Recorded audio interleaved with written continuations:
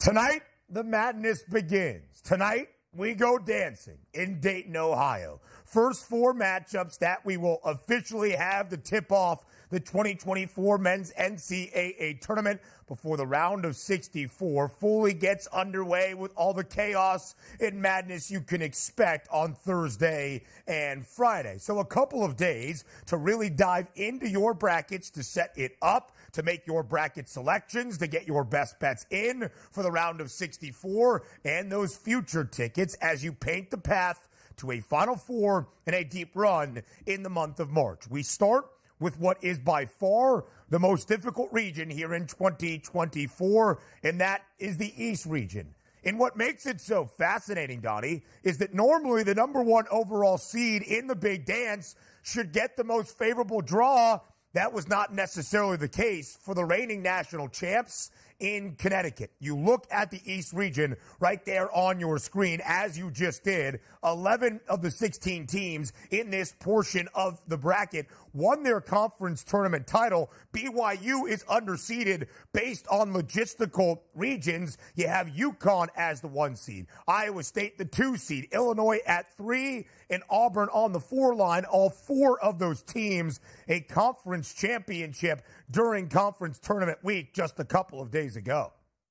I can't wait to watch this play out here. And also, like, picking the brackets. And it's not finalized yet. We still have plenty of time to make some of these changes here. But this morning, going ahead and firing on, I went in each region, Ben. I took a flyer on one team that I thought could make me some money. Now, Houston is probably the highest seed for me. 6-1 price here. We'll get to that in just a little bit. But out of this bracket, I didn't go with UConn. Even though I do think, again, UConn probably is the best overall team. But this is unheard of. For a number 1 overall seed to get maybe the toughest run of all the number 1 seeds, it's so odd. I understand how the metrics work and, putting in regions. And I remember even on the Selection Sunday show where they were basically saying, well, UConn got the number 1 choice, got to pick whatever region they wanted. So theoretically, they chose this region, and this is just the way it lines up. But also, you take a look at UConn's path towards victory. Forget about the first and the second round. And granted, you're going to get some pretty good fights out of some of these basketball teams early, but UConn should be able to win. So when you get into that Sweet 16 mode and go, okay, they probably have to beat Auburn. All right, that's not even in the Final Four yet.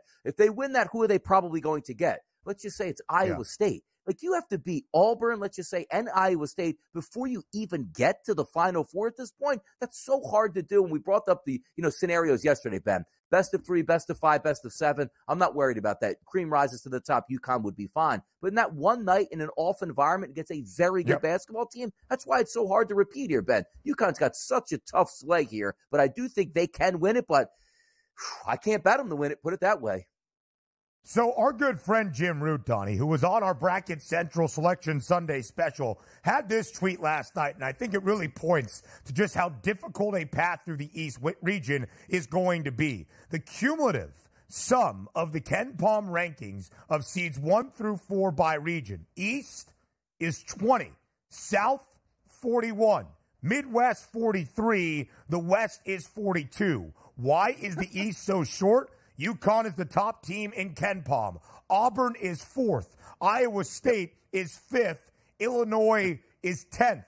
4 of the top 10 teams in the KenPom efficiency metrics are all in the same region on those top 4 seed lines. And Connecticut is trying to pull off something we have not seen now in over a decade and a half in the men's NCAA tournament. That's going back-to-back as a national title winner. The last team to do so, that was the Florida Gators in 2006 and 07. We'll show you what defending champs have done in the big dance in just a moment. But here's the odds for UConn if they are going to make a move into the second weekend and beyond. Heavily favored to get to the Sweet 16 at minus 650. UConn opens against Stetson as a 26.5-point favorite, more than likely winning that basketball game. They would take on the winner of the 8-9 split between FAU and Northwestern. And oh, by the way, FAU, a Final Four team from a season ago. So minus 650 for the Huskies to reach the Sweet 16, to reach the Elite 8.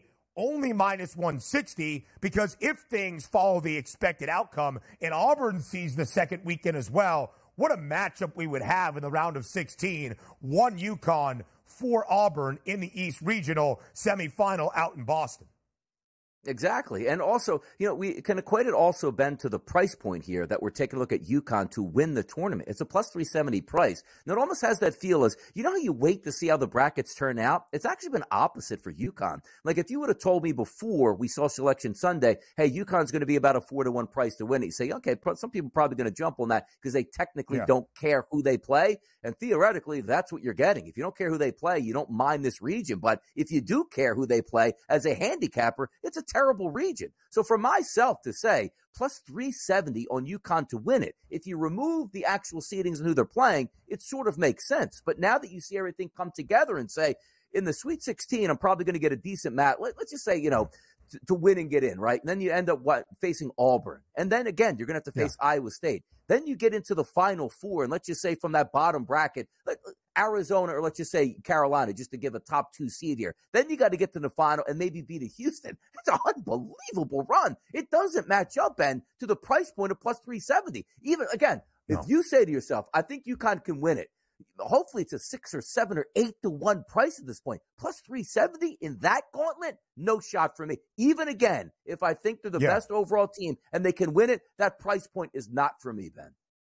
Donnie, you have said it, and I think it's such a fair point. The reason we love this postseason in men's college basketball and on the women's side as well, the reason we call the entire tournament March Madness is because it is exactly that. It is not the average of a best of 3 even, or a best of 5 series. If that was the case, UConn at plus 370 would be far too long. It is one night for 40 minutes on a basketball floor in a neutral site environment. That is what makes this postseason and a run to a national championship all that exciting and often chaotic. UConn was dominant last year. They won all 6 of their games in the NCAA tournament by at least 13 points. In fact, in the last 2 seasons, Dan Hurley's Huskies in non-conference action, 27-1, and their average margin of victory is just a shade under 24 points per game. UConn this year, a favorite of 20 to 29 points 4 times, 4-0 straight up. 3-1 against the spread. Again, they're laying 26.5 in their opening matchup against Stetson. That's the 116 matchup in the East region. Now, winning a national championship and trying to go back-to-back is as difficult as a thing as you will see in the Big Dance. Again, the last repeat winners, Florida under Billy Donovan in 2006 and 07. In winning a title and trying to do it again has not been very kind. In fact, this stat courtesy of our producer, Joe Frizo, Florida, when they went back-to-back, were the last defending champs to even get past the Sweet 16. The last 6 champions, as you just saw, didn't even get out of the opening weekend of the NCAA tournament. So the task is tall, regardless of what region you are in. And in this portion of the bracket in the East, it is very difficult for UConn.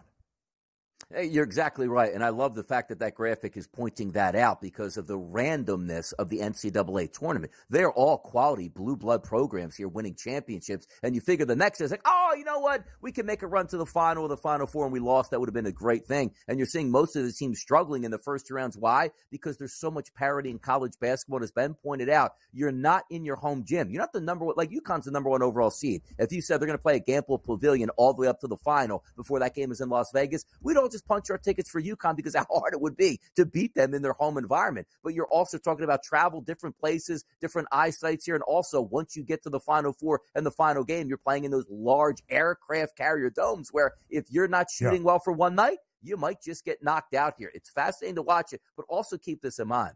I do love the fact that UConn does seemingly have the hardest path there because it opens up so many more underdogs here. Because what happens if UConn, if we said, boy, they got the easiest region by a mile, you'd say, oh, man, do I really want to bet against UConn? They're painting the picture where they're automatically going to be in the Final Four. That's not the case now. So for the other regions here, you go, ooh, can one of those teams knock off UConn? Then it's a free-for-all in the Final Four, and you can get some big-ticket money on some of those other teams here. That's what I'm looking forward to.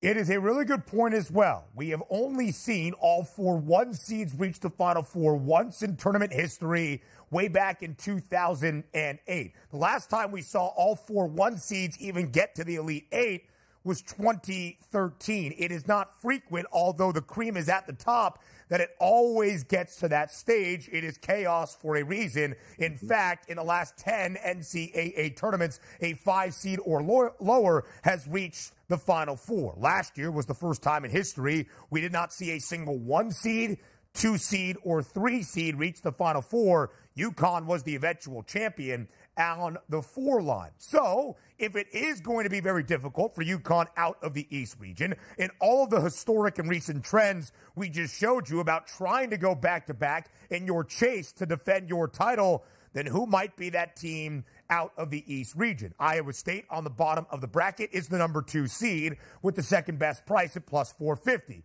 Auburn is the 4 seed, a 5-1 price, and Illinois at 8-1. So, Donnie, if it's not UConn, where does your eye go? My eye actually goes to Iowa State in this spot, and I placed a wager on them this morning at the FanDuel Sportsbook at a 20-1 price. Now, granted, I'm going to tell you this. I actually think overall UConn and Auburn are better basketball teams than Iowa State. But hear me out on this, Ben.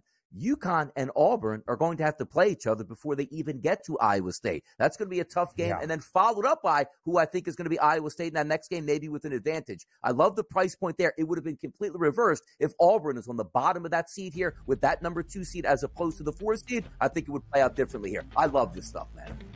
The bottom of the East region, a much more favorable draw. More of the early line next. From the East to the South we go here on this Tuesday live on the early line on SportsGrid. The East region is an absolute gauntlet. What about the South region, where the number 1 seed in that portion of the bracket is Houston? The Cougars on the top line looking to get back to a Final Four for the second time. In the last 4 NCAA tournaments, they have reached the Sweet 16 at least in the last 3 big dances. The 2 seed in the South region is Marquette.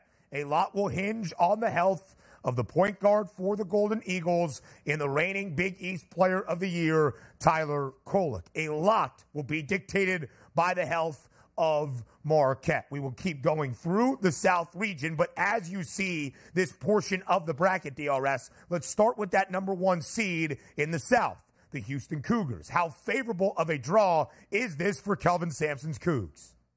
I think they got a great draw. I really do. You take a look at Longwood in game number 1. That should be an easy victory. And again, you have quality. You're always going to face, as a number 1 seed, a quality opponent in round number 2. That 8-9, they're very competitive teams. And you take a look at Nebraska and Texas A&M. They'll put up a fight. But I do believe Houston is the better team, which then it's going to say, is that going to be Wisconsin, Duke, maybe James Madison, that they line up in that Sweet 16 game? And again, you're expecting tough competition once you get to the Sweet 16. It's not supposed to be a walk there. But for my money, we take a look at the metrics that make the most sense. Steadiness here. Neutral court. What can you lean on with Houston for most of the year here? Second overall in Ken Pom defensive efficiency. You got to love that. But also, still a top 20 offense here efficiently here on Ken Pom as well. So if you're sitting back with Houston, the thing I love about them, they're a very safe pick. Because on a night-to-night basis, what do you know is going to take place outside of, again, getting blasted in the Big 12 final against Iowa State is they're going to keep themselves in the game because they're not ultra fast. They play great defense, and they can be efficient on offense. There's going to be a surprise, like in round number 2, if Nebraska has them by 15 points with 5 minutes to go. But you know, it won't be a surprise. Houston up a couple points late in the game where you can still trust them because they're used to being in that environment. I like the seeding for Houston. They should have an automatic path for me, at least into the Sweet 16, and then you let the chips fall where they may with being a good basketball team on a neutral court, bringing that defense. I like Houston in this bracket. I do, Ben.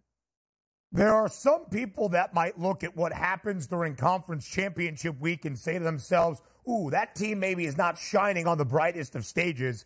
I don't really care. In fact, I wouldn't want a team on an 11-game win streak through the NCAA or into the NCAA tournament through its conference tournament championship as well. Just my own estimation of that. I think a loss for Houston allows them to reset. And we know Kelvin Sampson is beating the drum of what needs to happen for the Cougars to not have a night like we saw in Kansas City on Saturday occur throughout the big dance in any of the 3 weekends. Houston heavily favored to see the Sweet 16 at minus 430. Again, they have been at least to the round of 16 into the second weekend in the last 3 trips to the NCAA tournament. Final 4 in 2021, Elite 8 in 2022, last year coming up just short in the Sweet 16. As you look at the top 4 seeds in the South region, all of them are favored to see the Sweet 16 with a minus money price.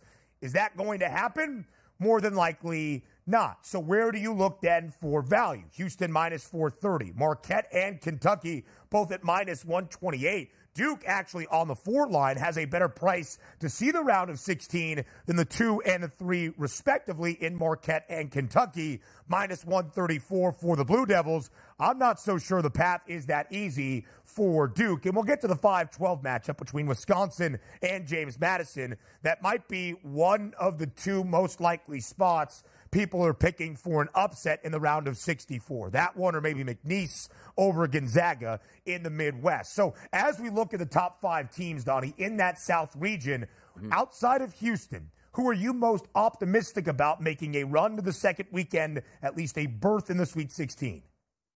Here's what, again, I'm prefacing on Marquette that we don't know exactly what we're getting out of Kolek. And the reason I'm saying that is, it's great in this day and age at the FanDuel Sportsbook where you might be able to watch game number 1 against Western Kentucky and be like, whoa, Kolek's back. Let me fire in that, futures now, even though it might be a little bit shorter. But the one thing I do know is I can't place my money pre-tournament here on Marquette. Because, yes, the vibes are good here. We thought Kolek might even come back in the Big East. And maybe Shaka Smart did the right thing and said, you know what? The bigger picture is winning a national championship, not knocking down UConn in the Big East tournament. Let's settle in here. Let's get him an extra week of rest, and he should be fine. Because if he is fine, Marquette should be able to handle their opening round game. Should be able to win their round of 32. And then let's just say you face Kentucky in that Sweet 16 game. And if you tell me Kolek's healthy, I'm taking Marquette again at that spot here, which is great. Again, we don't have to have our minds made up before the tournament starts here. You can wait a little bit. But the one thing I do know, pre-flop, which means before I see any teams play, I can't bet Marquette, Ben. I just can't do it. Because if he comes back and we get word like,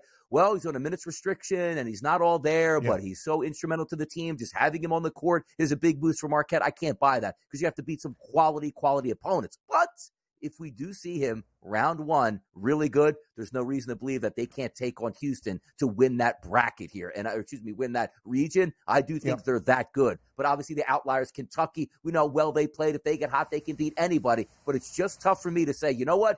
Houston, to me, is the best team in this region. And if I have questions on Marquette, who I wanted to bet about 2 weeks ago, it's got to be Houston for me. I'm just not ready to anoint Kentucky. It's like, you know what? They can run through this region all the way through.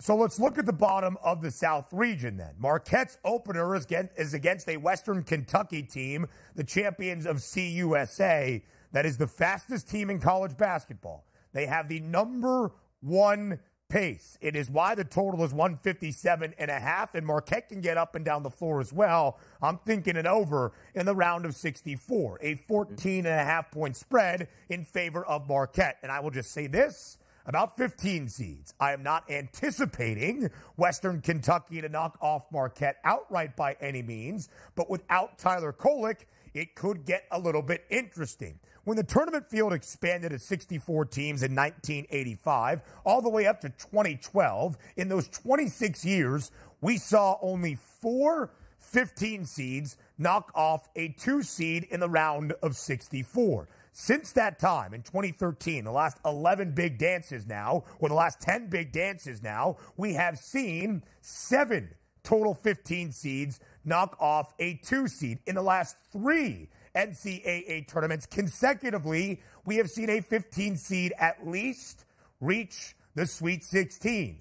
15 seeds are a lot more live than they have ever been. I don't know if it's the Hilltoppers over the Golden Eagles, but as you look through your bracket, don't just say 2 versus 15. Obviously, we give the edge to a 2. Bottom portion of that bracket, Florida, who can also get up and down the floor, awaits the winner of tomorrow night's first 4 game at the 10 line between Boise State and Colorado. That is a doozy, and I think would make a very interesting matchup for the Gators in the round of 64. Now back to the top half of the South region. That 12-5 matchup, DRS. James Madison, when the line was posted initially on Sunday evening following the selection show, 4.5-point spread in favor of Wisconsin only. Everybody looked at the Dukes. 31 wins this season, 31-3. Only 2 teams enter the big dance with more than 30 wins. It's James Madison and Connecticut. JMU already beat a Big Ten team in its season opener going into East Lansing and knocking off Michigan State. Everybody pointed at the Dukes to knock off the Badgers. What do you make of that game and what it could mean for the top half of the South region throughout this big dance? Yeah, I think there's a chance Wisconsin can go on a run, but here's the problem that you run into when you look at Wisconsin. Like, which team are we taking here? The one that went through there, the Big Ten tournament, gets to the final game and loses to Illinois. Like, boy, that's a really good team. Point guard can really get up and down the court. You got true scorers on that team. And, of course, you have that Wisconsin mentality where you have a couple active bigs who can pass and also score down low. And also, it is a slower-paced Wisconsin team that we've seen in the past, but scoring seems to be a little bit easier than what it's been over the past couple years. But is this the Wisconsin team that we saw basically to start February and end the regular season? It's like, this team isn't very good at all here. And then catch lightning in a bottle and playing their best basketball at the right time. Because the one thing you look at James Madison here with a quick matchup, Wisconsin doesn't defend the three-point shot all that well. 345th in the country, which they allow 37% as a team. Now you take a look at JMU. They shoot the three-point shot fairly well. That should really help. But for me, when I move into the tournament, I sort of fade those teams that are great three-point shooting teams going up against another team that isn't as reliant on the three-point shot and can score down low. Because you take a look at JMU's defense, they're actually number 2 in the country at defending the three. Well, good on Wisconsin. They don't rely on the three. They're more of, okay, I got scorers here that can work inside the arc here and certainly score from the free throw line. I think that's going to be the downfall of JMU. Now, having said that, JMU's making the three-point shots at close to 40% and at volume, they'll beat Wisconsin. But I'm going to bet against that in the tournament here. I think Wisconsin is the better team here, and I'll take away from that closing stretch in the Big Ten where it's like, I don't know if they're that good. I'm going to take a look what my eyes told me the Big Ten tournament. They got scores. They got moxie. They should be able to handle JMU, but it's a fantastic matchup. James Madison, the second-best team defending the three in the country. They hold their opponents to only 28.6% from deep. That could be an equalizer in a one-off scenario in an NCAA tournament game. And this Wisconsin team actually plays with more pace and efficiency offensively than many that we have seen in Madison in the last decade or so. Wisconsin, 15 wins in the NCAA tournament in the last 10 big dances. Again, Duke opens up against Vermont. The Catamounts have been to the big dance in 5 of the last 7 years, an 11.5-point number. DRS, if you had to square in on one of these teams to win the South region, to get to the Final Four, to represent this portion of the bracket in Phoenix, who would be that school?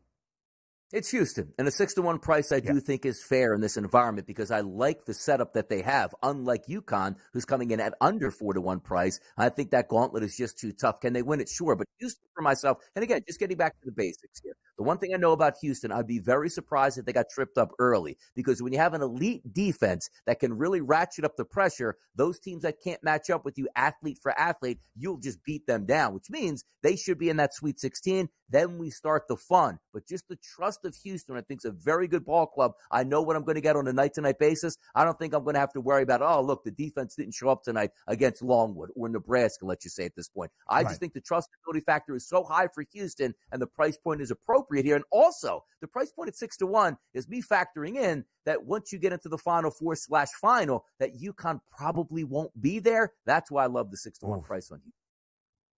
If UConn is not there, by the time we get to the Final Four in Phoenix, Houston will be, regardless of who else is there, the favorite to win a national title without a shadow of a doubt. I have had a Houston ticket to reach the Final Four on the FanDuel Sportsbook for the last 2.5 months. They are offering me a cash-out option. I ride with the Cougs throughout the South region. I just believe in the way that it lays out for Houston. I will say, as the 1 seed, to face off against Nebraska or A&M in that round of 32, if Nebraska gets there, they're a slight favorite right now. The Cornhuskers have never won an NCAA tournament game in men's basketball program history. I will bet the under between the Cougs and the Huskers. Why? Only Houston and Iowa State, the top 2 defenses in college basketball all year long, have been better on the defensive end of the floor than Fred Hoiberg's Huskers since the start of February. You will know the name Keisei Tominaga, but when you look at Nebraska, they have really stepped up their defensive intensity in the last 2 months of the regular season and into the Big Ten tournament. We will hear from Kevin Walsh on the other side of the break and his thoughts last night following Selection Sunday on game time decisions and some of those future wagers he has already laid down for the big dance. We'll do that next. You're on the early line.